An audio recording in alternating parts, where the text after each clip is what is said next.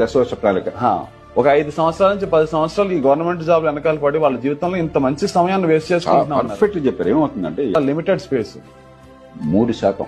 100 మంది పనిచేసే వాళ్ళు ఉంటే 3 ప్రభుత్వంలో సాధ్యం. ఓకే, మన వాళ్ళు పార్టీలు ఏం చేస్తున్నారు, ఈ 3 ఉద్యోగాలు 300 ఉద్యోగాలుగా భ్రమ కల్పిస్తున్నారు. ఒక డ్రామా.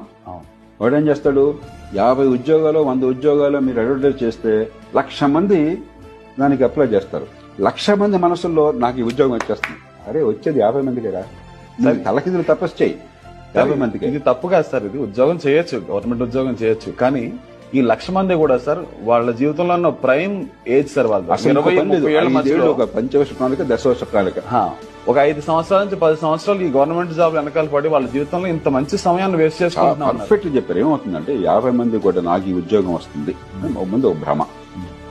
మళ్ళీ ఈ భ్రమ పెంచడం కోసం ఏం చేస్తుంది గవర్నమెంట్, ఇప్పుడు దాకా